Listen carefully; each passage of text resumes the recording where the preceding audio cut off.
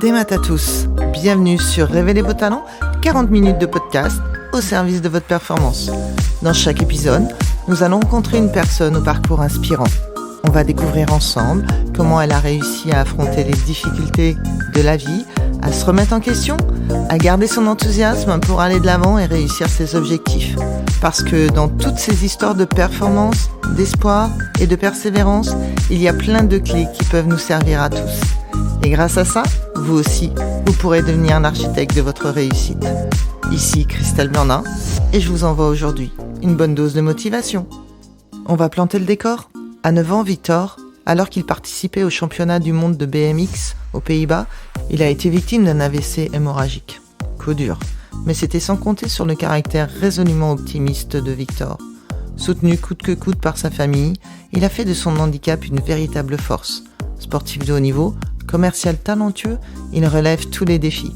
Handicap ou non, Victor se lève tous les matins avec la patate. C'est un message d'espoir qu'on vous envoie aujourd'hui dans Révélez vos talents. Bonjour Victor, merci de nous recevoir dans ton entreprise à Châteauroux. Ce que je te propose, c'est de nous raconter déjà qui tu es. Bonjour, merci de me recevoir. Donc, je m'appelle Victor Tonnesen et j'ai 27 ans et je suis commercial dans le secteur des vélos adaptés. Donc, j'ai fait un AVC à l'âge hémorragique à l'âge de mes 9 ans et demi. Cet AVC hémorragique est dû à cause d'une malformation au cerveau, pas détectée à ma naissance. Donc j'étais un petit garçon normal qui faisait du bicross. J'étais assez bon en bicross, j'étais 3e de France, j'étais 9e d'Europe. Et en 2004, j'avais 9 ans et je m'attaquais au championnat du monde de bicross en Hollande. Et à cause du stress, de la fatigue et de la pression artérielle, mon artère a explosé, ce qui a répandu du sang dans mon cerveau. Les séquelles, donc je suis tombé dans le coma. Les séquelles, c'est que j'étais hémiplégique côté droit. Je ne pouvais plus parler, ni lire, ni écrire. Maintenant, les séquelles résiduelles, c'est ma main droite que je ne récupérerai jamais. Et je boite un petit peu. Un sacré parcours déjà pour démarrer un démarrage de C'est ça. vie. Tu es resté hospitalisé combien de temps ? Je suis resté hospitalisé 3 mois. 3 mois. 3 mois, donc de 2 mois en Hollande. Et après, on m'a mis à Tours, au CHU de Tours. Tu as beaucoup de souvenirs ou c'est des choses qui ont disparu de ta mémoire par rapport à ce que tu as vécu ? Alors, le souvenir qu'en Hollande, je me souviens de rien, quasiment rien. Que ce soit avant, quand je pars de France pour aller en Hollande ou après la Hollande, quand j'étais à l'hôpital, je me souviens très vaguement des événements. Dans ce qui t'est arrivé, ta mémoire vive et ta mémoire du passé, elle est restée ou t'as des choses qui ont disparu ? Alors, au niveau de la mémoire, j'ai tout récupéré, sauf la mémoire juste après mon accident, donc 2-3 semaines après. Mais sinon, heureusement, la mémoire est restée intacte. Comment du coup, d'un petit garçon dixit normal, avec toutes ses facultés, comment tu t'es adapté à ton handicap ? Au début, je ne m'en rendais pas compte. Pourquoi c'est arrivé à moi et pourquoi c'est pas arrivé à quelqu'un d'autre. Heureusement, ma famille était là pour me soutenir. Et donc, j'ai eu cet accident le 24 juillet 2004. Et je suis rentré en France mi-septembre. Je suis rentré à Châteauroux à peu près en octobre. Et en novembre-décembre, j'ai directement repris l'école. Même si je ne pouvais j'étais en fauteuil roulant, je ne pouvais pas parler, ni lire, ni écrire, mais dans ma tête, reprendre l'école, c'était un élément très important pour avoir un rythme normal. Et tout au long de ma scolarité, j'ai eu un rythme normal. Tu as été jusqu'à quel niveau d'études ? Alors, j'ai eu mon bac STMG, un bac technique. Ensuite, j'ai fait un BTS en alternance NRC, négociation en relations clientes. Et j'ai fait une licence RDC, responsable de développement commercial, pour développer la marque Moxo. C'était déjà ton envie de continuer ce parcours d'études ou c'est le handicap qui t'a donné envie d'aller encore plus loin et qui Non, t'a non. challengé? Moi, je suis un homme de challenge. Je veux constamment être meilleur que les autres. C'est dû à cause de mon éducation. Mon père me motive dans la vie professionnelle comme dans la vie sportive. Et mon handicap, c'est un handicap iceberg. C'est-à-dire qu'on voit un petit peu de mon handicap, mais le plus gros est caché. Les séquelles, c'est que j'ai de l'aphasie. J'ai la phrase dans ma tête, mais je n'arrive pas à la sortir, surtout en période de stress. Et j'ai de la spasticité, c'est-à-dire je tremble beaucoup de la jambe droite et de la main droite. C'est pas pour ça que ça a stoppé mes études. Et donc je navigue à vue. On a essayé j'ai passé mon bac, j'ai réussi. Ensuite, bac plus 2, j'ai essayé, j'ai réussi. Licence, j'ai essayé, j'ai réussi. Et c'est une fierté pour moi, c'est me mesurer au valide. Je me sens valide. Bah, tu es valide en fait. Mais dans ma tête, je suis Dans ta valide. tête, tu es valide. J'arrive à tout faire à part couper ma viande. J'ai des roulettes à pizza pour couper ma viande. Et mes chaussures, bah, j'ai des bottines. Comme Voilà. ça, il n'y a pas de lacets à faire. C'est ça. Voilà. C'est astucieux. Je reviens sur le stress. Oui. On parle de déclencheur de stress. Comment tu peux nous aider justement à savoir, enfin, ou à donner une piste sur quel est l'outil que tu utilises sur ce stress, puisque tu as tout dans la tête, ça sort pas. Comment tu régules ce stress pour que justement la phrase elle arrive? Alors, moi, j'utilise la méditation. La méditation où quand je suis commercial et des fois je fais des prestations devant 40 personnes. Déjà, c'est stressant. Je le dis au début. Par contre, j'ai des difficultés au niveau de l'élocution, mais ne vous inquiétez pas, ça va bien se passer. Et quand je suis en période de stress, mon rythme cardiaque ralentit et après ça va mieux. C'est vraiment la méditation et la préparation surtout. La préparation où donc j'étais hémiplégique côté droit, même au niveau du visage. Et à chaque rendez-vous, avant chaque rendez-vous, me rééduquer ma bouche, ça m'aide pour éviter ce stress. Comment tu as trouvé ces outils? On te les a donnés ou t'as travaillé avec un kiné, avec un préparateur mental, un coach, ou c'est juste des astuces que toi tu as trouvées en fonction de ton handicap? Alors, c'est moi qui ai trouvé ces astuces pour pallier à mon handicap. Je navigue un peu à vue. Je m'adapte à mon handicap. Et même mon handicap devient une force, tant professionnellement comme sportivement. Je pratique maintenant le cyclisme sur piste handisport et valide. Et en valide, j'arrive à battre des valides et c'est une source de motivation. De toujours challenger et de battre les autres valides, ça c'est une source de motivation en plus. Pourquoi battre le valide est si important pour toi? Comment tu qualifierais ce challenge que tu te mets, cette compétition que tu te mets, on va pas dire contre quelqu'un, mais on a l'impression que c'est contre une situation. Alors on a l'impression que c'est contre une situation, mais c'est contre moi. Je veux tout le temps, moi la compétition, j'adore ça.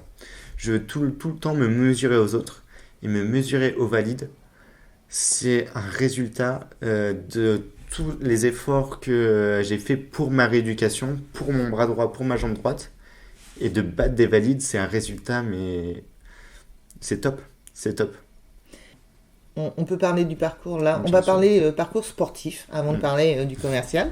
Parlons du parcours sportif. Quand tu arrives sur ton vélo dans le partage valide et handicapé, on va dire, comment le regard de l'autre arrive sur toi en fait? Très mal. Très mal. Donc ça fait 7 ans que je pratique le cyclisme sur piste. J'ai essayé avant de faire du bicross, mais à chaque bosse, ça fait des secousses et ma main droite lâchée. Donc on a réfléchi avec mon père à trouver, parce que j'ai un petit vélo dans la tête, trouver une discipline où il n'y a pas de frein, il n'y a pas de dérailleur et c'est très sécurisant. Le cyclisme sur piste était la clé. Donc il y a 7 ans, pour la première fois, j'ai été au vélodrome d'Issoudun. Et là, tout le monde me regardait parce que pour mettre ma main sur le guidon, je tremble un peu de la jambe droite. Et c'est pas méchant, mais ils n'avaient pas l'habitude de voir quelqu'un qui est en situation de handicap faire du sport.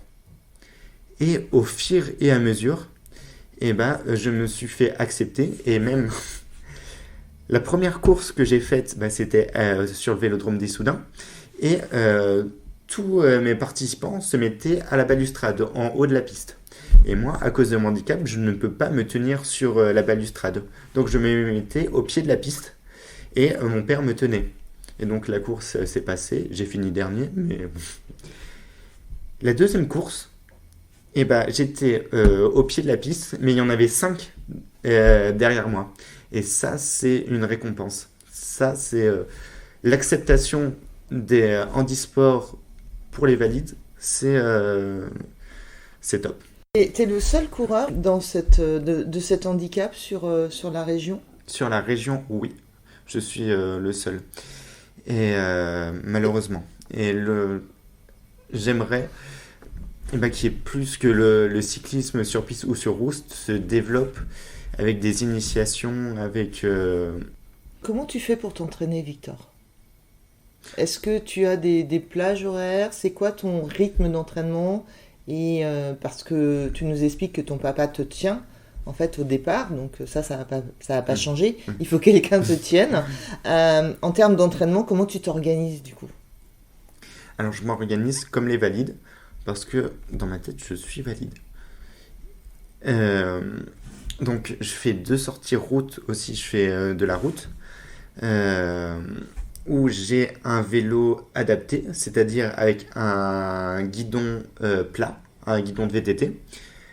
J'accroche ma main droite et changement de vitesse, changement de plateau, frein avant, frein arrière, tout avec ma main gauche. Et pour boire, comme je ne peux pas lâcher ma main gauche très longtemps, j'ai un camelback. Je fais 2 sorties route de 60 km par semaine. Et une sortie au vélodrome d'Issoudun, une sortie piste. Je m'entraîne avec les valides, avec les minimes cadets, et j'arrive à battre les minimes cadets, et c'est top. C'est top. On parle de s'associer à la difficulté, on parle de la remise en question. À quel moment dans ton parcours tu as eu des remises en question, soit professionnelles, soit par rapport au sport ? La chose où tu as été vraiment dans le dur, on va dire, pour te dire est-ce que j'y vais encore ou est-ce que j'y vais pas ? Est-ce que c'est bien ? Est-ce que c'est mal ? Alors oui, j'ai eu une grosse remise en question. C'était il y a 4 ans où je voyais bien que le cyclisme sur route et sur piste, j'y arrivais pas et... Je n'avais pas fini mes études, donc j'étais à fond dans mes études. Au niveau de ma fatigabilité aussi, ça jouait, au niveau de mes humeurs. Et pendant 4 mois, 5 mois, j'ai arrêté le vélo pour me consacrer à mes études, où c'était très compliqué.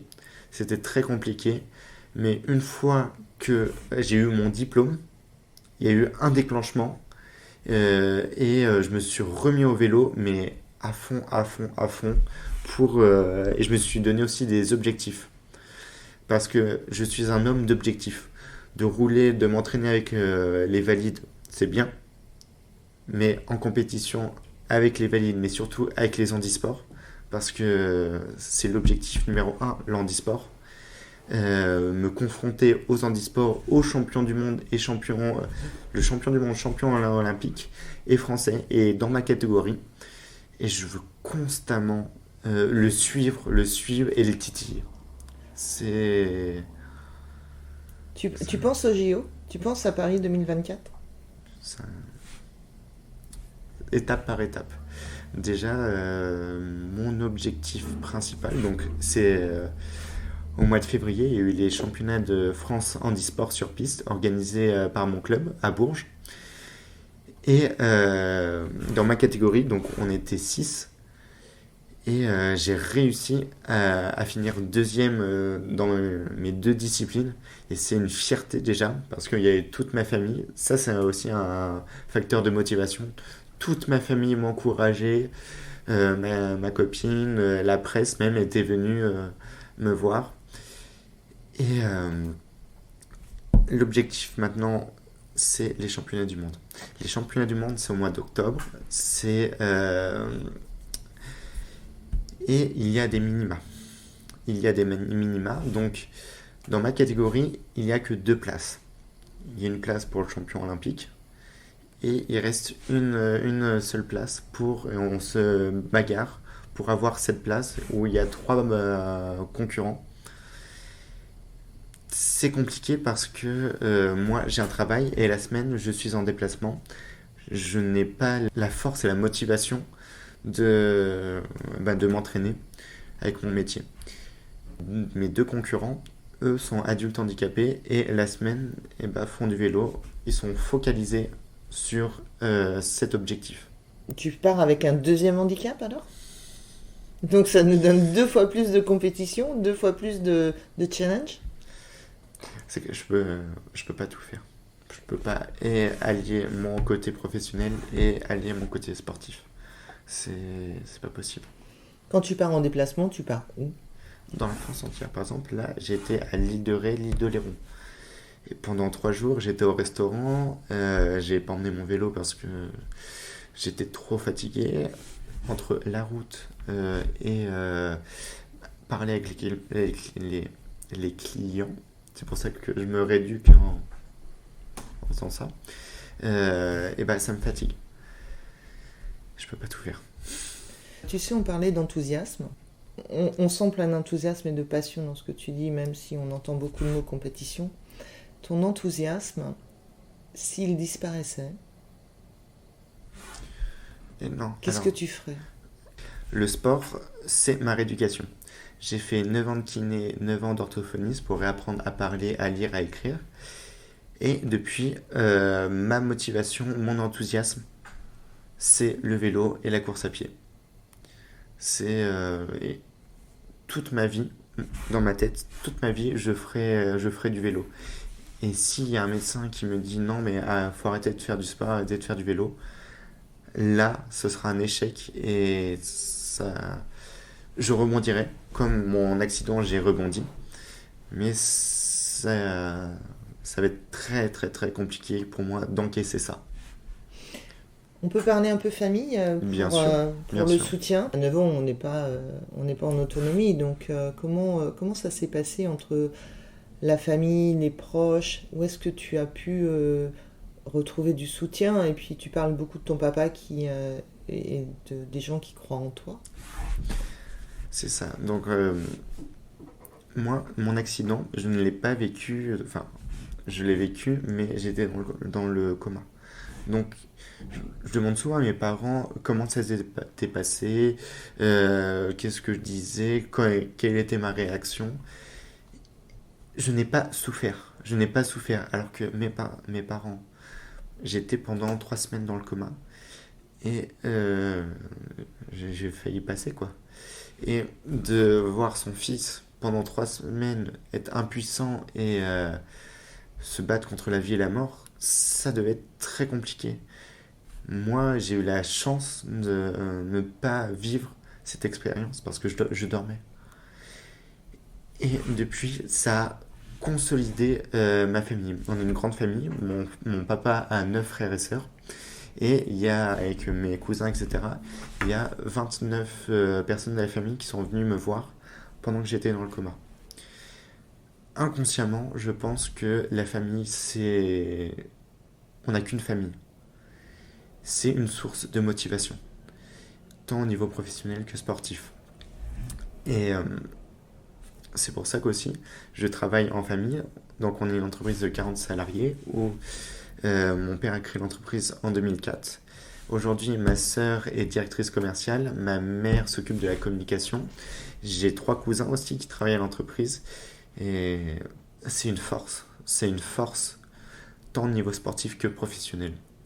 Parce on se fâche souvent, mais c'est pour avancer, pour performer. Mon père est beaucoup plus exigeant envers moi qu'avec un salarié lambda parce que il sait que je suis capable. Il sait que je suis capable et que je lâcherai rien. C'est dû à cause de mon éducation et regardez, là ça c'est un résultat. Les championnats de France en e-sport sur piste, c'était un de mes résultats. Pourquoi on a créé le triporteur électrique dans la société? Alors, pourquoi on a créé un triporteur électrique? En 2016, mon père a créé la marque Moxo. Et l'objectif de la marque Moxo, c'est de développer un triporteur électrique pour personnes âgées ou pour personnes handicapées. Pourquoi on a créé ça? Je vais pas dire que c'est à cause de moi, c'est grâce à moi. C'est grâce à moi que ce triporteur est né. Parce que mon père ne pouvait pas aller me balader dans la forêt ou en famille. Et c'était un crève-cœur. Mon père, juste après mon accident, a essayé de bidouiller un tandem avec moi à l'arrière qui essayait de pédaler, mais ça ne marchait pas. Et je pouvais pas aller me balader avec mes copains, avec la famille. C'est pour ça qu'on a créé ce modèle. À chaque rendez-vous, j'apporte mon témoignage et c'est un projet qui me tient à cœur. Et le plus beau cadeau que je puisse faire à mon père, c'est que Moxo, ça marche.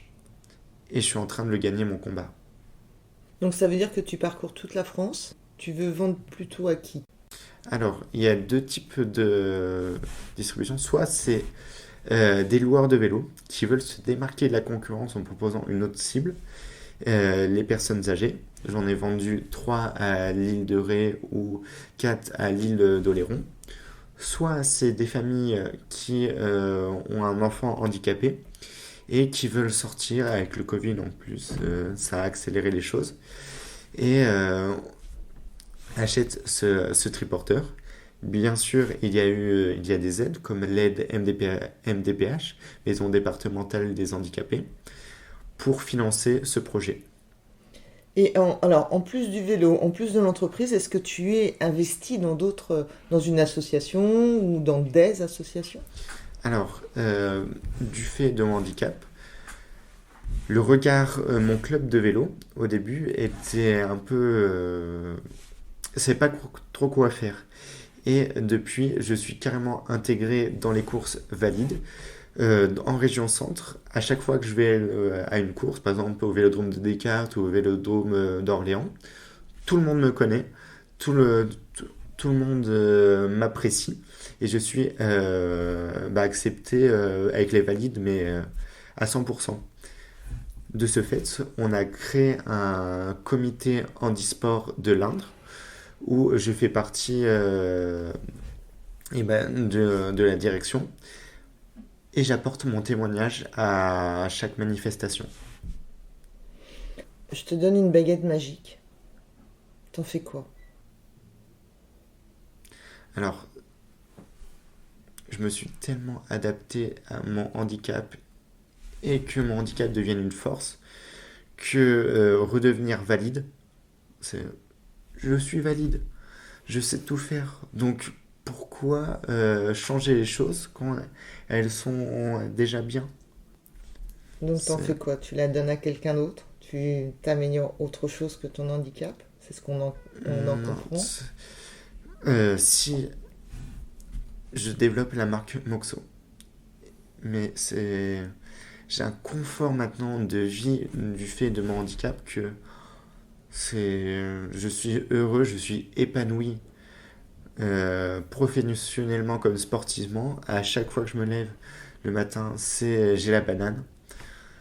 Donc que Moxo, ça marche. Il n'y a jamais des matins où tu te lèves et tu te dis je lâche l'affaire? Non, non, non, non, non, non. Parce que c'est trop beau ce qui m'arrive. Donc pourquoi lâcher l'affaire quand j'ai toujours la banane, quand je suis toujours motivé pour cette marque. Je me suis adapté à mon handicap et j'ai tiré la force de mon handicap. Je pourrais avoir un discours pessimiste en disant regardez ma main, je n'ai pas de sensibilité, elle ne reviendra jamais, je boiterai toute ma vie, c'est triste ce qui m'arrive, mais non, j'ai pas cette éducation-là. Je suis toujours pour aller de l'avant, je me plains jamais, sportivement comme professionnellement. Je suis toujours optimiste. Je dis pas que mon handicap, ce qui m'est arrivé, a été bénéfique, mais la tournure dont je suis en train de faire, c'est top. Les personnes qui sont en situation de handicap et qui se morfondent sur leur pathologie, non, faut rebondir. Et mes parents, ma famille m'ont aidé à rebondir. Et maintenant, j'aimerais aider ces personnes qui ont une pathologie d'essayer. Il y a tellement de sports adaptés pour chaque pathologie qu'il faut tenter. Si tu avais une phrase en leitmotiv, c'est quoi ? Ne rien lâcher. L'échec n'est pas une erreur, mais un apprentissage pour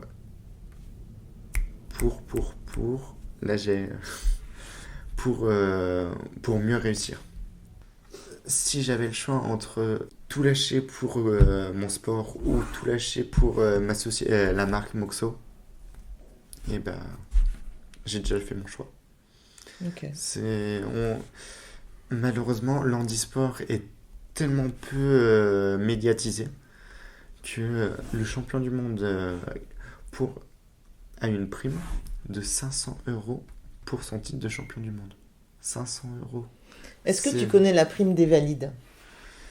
La prime des valides, Julien Alaphilippe, je crois qu'il a eu 50 000 €, un peu plus quoi.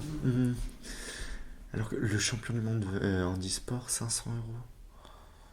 Et comme dans tous les sports, valide ou invalide, il y a vraiment des grosses différences salariales, des primes. Et de sexe aussi. Et effectivement, il faut travailler sur l'inclusion, il faut travailler sur le sport au féminin, il faut travailler sur le handisport.